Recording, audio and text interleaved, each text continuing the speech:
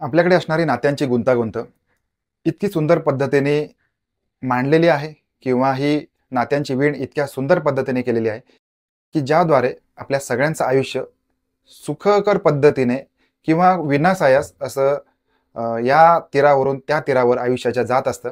आणि याला कारण आहे हे नातेसंबंध आणि त्यांच्यामधला गोडवा. परंतु जर का हेच नातेसंबंध सोयीस्कररित्या दुर्लक्षित केले किंवा एखाद्या पवित्र नात्याकडे चुकीच्या पद्धतीने बघितलं गेलं आणि त्याचा गैरवापर केला गेला, तर अतिशय भयानक आणि नात्यांना काळिमा फासणारी घटना घडून जाते. नमस्कार, कारनामा मराठी क्राईम स्टोरीमध्ये मी वैभव आपल्या सगळ्यांचं स्वागत करतो. ही घटना बघण्यासाठी आपल्याला जायचं आहे वसईमध्ये. मुंबईच्या लगतचा भाग आहे वसई. एक प्रकारे शहर म्हणावं लागेल. शहराचा विकास किंवा एक टुमदार शहर असं नावारूपास आलेलं वसई शहर, जे इंग्रजांच्या काळापासून त्यांची वखार म्हणून देखील प्रसिद्ध आहे, असा हा वसई भाग आहे.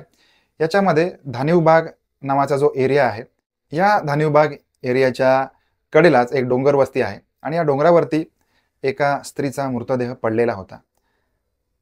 तारीख होती 28 मे 2024. कोणीतरी पोलिसांना फोन केलाय. पोलीस त्या ठिकाणी हजर झालेत आणि पुढचा तपास सुरू केलेला आहे.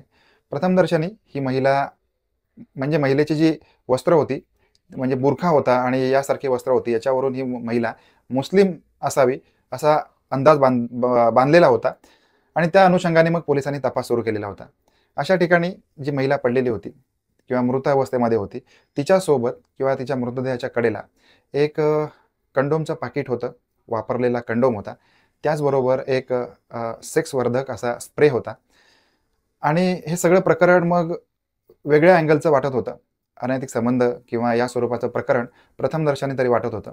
कारण एक मध्यमवयीन किंवा 34 ते 35 या वयोगटातली जी महिला आहे, ही या ठिकाणी कशासाठी येईल आणि मग त्या ठिकाणी असणारा वापरलेला कंडोम, सेक्सचा स्प्रे आणि असे कंडोमचं पाकीट, ह्या सगळ्या गोष्टी एका वेगळ्या वळणावरती घेऊन जात होत्या.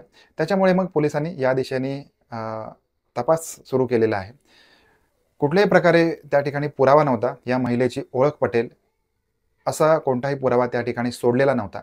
त्याच्यामुळे मग पोलिसांनी हा जो कंडोम किंवा कंडोमचं पाकिट आहे, हा जो स्प्रे आहे, या स्प्रेच्या किंवा या कंडोमच्या पाकिटाच्या आधाराने काही तपास होतोय का, काही क्लू मिळतोय का, या दृष्टिकोनातून पोलिसांनी प्रवास सुरू केलेला आहे किंवा तपासणी सुरू केलेली आहे. त्यावेळेला मग एक गोष्ट पोलिसांच्या लक्षात आलेली आहे, की हा जो हे जे कंडोमचं पाकिट होतं, हे धानिवबाग या एरियामधून किंवा वसई एरियामधून विकले गेलेलं होतं आणि त्याचा जो ॲड्रेस आहे किंवा त्या मेडिकल शॉपचं दुकान पोलिसांना समजलेलं आहे, की या कुठल्या शॉपमधून हे कंडोमचं पाकिट विकले गेलेलं आहे. आणि मग त्या ठिकाणी जाऊन मग पोलिसांनी अधिक तपास केला. हा जो शॉपकीपर आहे, याच्यासोबत चौकशी केलेली आहे, अधिक विचारणा केली. पण कसं असतं, या मेडिकलमधून किंवा प्रत्येक शॉपमध्ये असंख्य ग्राहक दिवसाला येत असतात. त्याच्यामुळे कुठल्या व्यक्तीने कुठली वस्तू खरेदी केलेली आहे सांगणं तेवढं त्यांच्यासाठी मुश्किल होऊन बसतं. त्याच्यामुळे मग जवळचा CCTV पोलिसांनी तपासलेला आहे. त्यावेळेला एक गोष्ट लक्षात आलेली आहे, की पोलिसांना, की एक 20 ते 22 वर्षाचा एक तरुण आहे. या तरुणाने ही वस्तू खरेदी केलेली आहे. त्याच्यामुळे मग हा तरुण कोण होता, याचा तपास घेणं पोलिसांना गरजेचं होतं. यानंतर मग पोलिसांनी दुसऱ्या प्रकारे त्यांचा जो प्रयत्न आहे तो सुरू केला आहे. पोलिसांनी सगळ्या ज्या मतदार यादी आहेत, या भागातल्या मतदार यादी ज्या मुस्लिम महिला आहेत, यांची चौकशी सुरू केली. प्रत्येक नाव पोलिसांनी तपासलेलं आहे. त्यावेळेला मग पोलिसांच्याही लक्षात आलेलं आहे, की ही जी महिला आहे, ही धानिवबाग आणि याच भागामध्ये राहणारी आहे आणि तिचं नाव सायरा बानू असं आहे. त्याच्यामुळे मग हा क्लू मिळाल्यानंतर पोलीस थेट त्यांच्या घरी पोहोचलेले आहेत आणि त्यावेळेला मग चौकशी सुरू केलेली आहे. त्यावेळेला एक जो धक्कादायक प्रकार समोर आला तो असा आहे, की ही जी महिला आहे, ही एक 34 वर्षाची महिला, जी विवाहित आहे. तिला 2 मुलं आहेत. तिच्या नवऱ्याचं नाव जियाउल्ला असं आहे. आणि मग त्यावेळेला मग पोलिसांनी हा जो CCTV तपासलेला होता, त्या मेडिकलच्या शॉपमधून जे कंडोम पाकीट घेऊन जाणारा जो तरुण आहे, हा तरुण कोण आहे, तर या तरुणाचा फोटो त्यांना दाखवल्यानंतर त्यांच्याकडून अशी माहिती समोर आली, की हा जो तरुण आहे, याचं नाव नजाबुद्दीन असं आहे. ही जी मृत महिला आहे सायरा बानो, हिचा सख्खा भाचा लागतो. आता मग हा एक भाचा आहे आणि ही त्याची मामी आहे. या दोघांच्या वयामध्ये जवळपास 14-15 वर्षाचं अंतर आहे. असं असताना मग यांच्यामध्ये नेमकं कुठल्या प्रकारचं नातं होतं आणि हे खरोखर अशा स्वरूपाची काही घटना घडलेली आहे का? यांचं काही वेगळ्या प्रकारचं नातं होतं का? अनैतिक संबंध होते का? या दृष्टिकोनातून मग पोलिसांनी तपास सुरू केलेला आहे. हा जो नजामुद्दीन आहे, याचं येणं-जाणं त्याच्या मामा-मामीकडे कायमस्वरूपी होतं आणि हा नजामुद्दीन जेव्हा आता वयात आलेला तरुण होता आणि याची नजर त्याच्या मामीवर पडलेली आहे. अतिशय सुडोल बांध्याची त्याची मामी त्याला प्रचंड प्रमाणामध्ये आवडलेली आहे. त्याची नजर तिच्या मामीच्या सर्वांगावरून फिरत होती. मामीला सुद्धा ह्या गोष्टी लक्षात आलेल्या होत्या आणि आता कुठेतरी हा तरुण वयामध्ये आलेला, ही 34-35 वयामधली लग्न झालेली स्त्री हिला या तिच्या भाच्याच्या ज्या सिग्नल आहेत, हे कळायला तिला वेळ लागलेला नाहीये आणि दोघेही एके दिवशी एकत्र आलेले आहेत. साधारणपणे 2 वर्षापासून या दोघांची एकमेकांसोबत जी शरीर संबंध होते, हे प्रस्थापित झालेले होते आणि त्याच्यानंतर हा जो काही काळ लोटलेला आहे मध्ये, कायमस्वरूपी दोघे एकमेकांना यांचं भेटणं, शरीर संबंध आणि हा सख्खा भाचा असल्यामुळे कुणाला तशा स्वरूपाचा संशय येण्याचा कारण नव्हतं. कारण हे नात्यामध्ये होते. अ, ही त्याची मामी लागत होती. तरीसुद्धा हा कोवळा बाण तरुण तिला अतिशय आवडत होता. कारण त्यांचं जे एकत्र येणं होतं आणि एकत्र येण्यानंतर जे शरीर संबंध होते, हा अतिशय जवान तरुण, त्याच्यामुळे ह्याचा जोर काही वेगळाच होता आणि त्याची जी तिला सुख देण्याची जी प्रक्रिया होती किंवा त्याचा जो तारुण्य होतं, हे तिला अतिशय आवडत होतं. ज्या वेळी ते दोघे एकत्र येत होते, त्या वेळेला शरीर सुखाची परिसीमा गाठत होते आणि याचं कारण असतं वय. कारण हे वय 21 वर्षाचं म्हणजे अतिशय तरणा बांडगडी आणि हिला शरीर सुखाला वखवकलेली बाई. त्याच्यामुळे अ, अतिशय यांचा जो रोमान्स होता किंवा यांचे शरीर संबंध होते, हे तिला जास्त प्रमाणात आवडत होते आणि हे आवडल्यामुळे मग त्यांच्यामध्ये आता हाच तरुण होता, यालासुद्धा आयतं घबाड मिळालेलं होतं.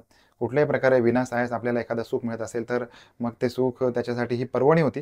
त्याच्यामुळे हे त्यांचा नेहमीचा कार्यक्रम, ज्यावेळेला वेळ मिळेल त्यावेळेला एकत्र यायचं आणि एकमेकाला ओरबाडायचं आणि अतिशय वेगळ्या पद्धतीने, बीभत्स पद्धतीने यांचे जे तारुण्याचे चाळे चालत होते, मामी आणि भाच्याचे चाळे चालत होते, हे 2 वर्ष सलग चालत होते आणि आता 21-22 वय आल्यामुळे याच्या घरी देखील लग्नाची बोलणी सुरू झालेली आहे आणि आता ही गोष्ट त्या मामीला कळलेली आहे. मामीला असं वाटत होतं, की आता याचं जर लग्न झालं, तर आपल्यापासून दुरावेल.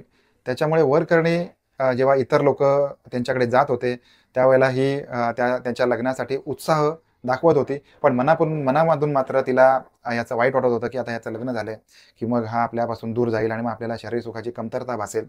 त्याच्यामुळे मग कधी-मध्ये यांच्यामध्ये खटके उडायचे. अशामध्ये याचं 6 महिन्यापूर्वी लग्न देखील झालं. 6 महिन्यापूर्वी लग्न झालं तरीसुद्धा याचं मामीवरचं जे प्रेम होतं किंवा मामीसोबतचे जे शरीर संबंध होते, हे काही कमी झालेले नव्हते. एकीकडे लग्नाची बायको, दुसरीकडे ही प्रेमाची मामी.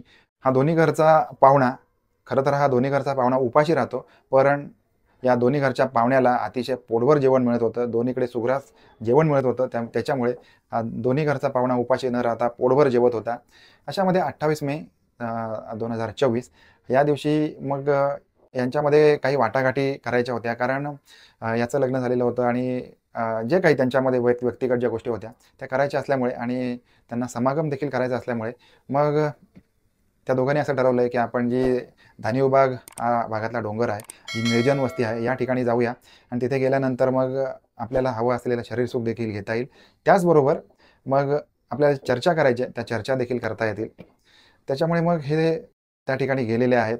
जाताना या नजामुद्दीनने सोबत एक सेक्सचा स्प्रे घेतला आहे आणि त्याचबरोबर कंडोम पाकीट घेतलेलं आहे आणि तिथे गेल्यानंतर पुन्हा एकदा त्यांच्यामध्ये समागम प्रस्थापित झाला आहे, संबंध प्रस्थापित झालेत.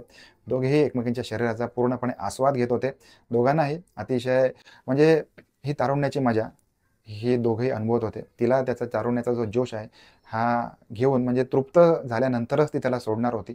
त्याच्यामुळे या डोंगरावरती, उघड्यावरती यांनी रोमान्स किंवा एकमेकांसोबत संभोग करण्यास सुरुवात केलेली आहे आणि तृप्ती झाल्यानंतर, तृप्तीची ढेकर दिल्यानंतर दोघांनीही एकमेकाला सोडलेलं आहे आणि ही तृप्ती झाल्यानंतर किंवा समागम प्रस्थापित झाल्यानंतर, परमोच्च सुख मिळाल्यानंतर हा जो नजामुद्दीन आहे आणि सायरा बानू यांच्यामध्ये काही प्रमाणामध्ये भांडण झालेलं आहे. भांडणाचं कारण असं होतं की याचं लग्न झालेलं होतं आणि हा तिच्यापासून आता दुरावणार होता. त्याच्यामुळे हे भांडण होऊन मग जी काही बाचाबाची झाली असेल, जे काही झालं असेल, त्याच्यानंतर या निजामुद्दीनने त्याच्या खिशातला चाकू काढला आणि चाकू त्याच्या मामीच्या गळ्यावरती सपकन मारलेला आहे. मामी आता रक्ताच्या थारोळ्यात पडलेली आहे. त्याच्यानंतर मामी आता खाली पडलेली होती. त्यांनी तिला मामीचा अजून तोंड दाबलंय आणि जेव्हा ती मेल्याची खात्री झाली, त्यावेळेला जवळचा जो ओढा होता, त्या ओढ्याच्या कडेला तिला ढकलून दिलेला आहे आणि त्या ठिकाणाहून तो तातडीने निघून गेलेला होता. त्याला असं वाटलेलं होतं, की इथे कोणी बघण्यासाठी नाही आहे आणि आता आपल्यापर्यंत पोलीस पोहोचू शकत नाहीत, कारण आपण इथे मागे कुठलाही पुरावा सोडलेला नाही आहे. आता हा खून कोणी केला, कशासाठी झाला, हे पोलिसांच्या समोर आलेलं होतं, पण आरोपी पोलिसांना भेटलेला नव्हता. त्याच्यामुळे मग पोलिसांनी याची चौकशी केलेली आहे. काही तांत्रिक तपासाच्या आधारे पोलिसांच्या डोक्यात एक गोष्ट आलेली आहे, की हा जो आरोपी आहे, हा दिल्लीमध्ये पळून गेलेला आहे आणि दिल्लीमध्ये पळून जाऊन त्या ठिकाणी तो एका बेकरीमध्ये नोकरी करतोय.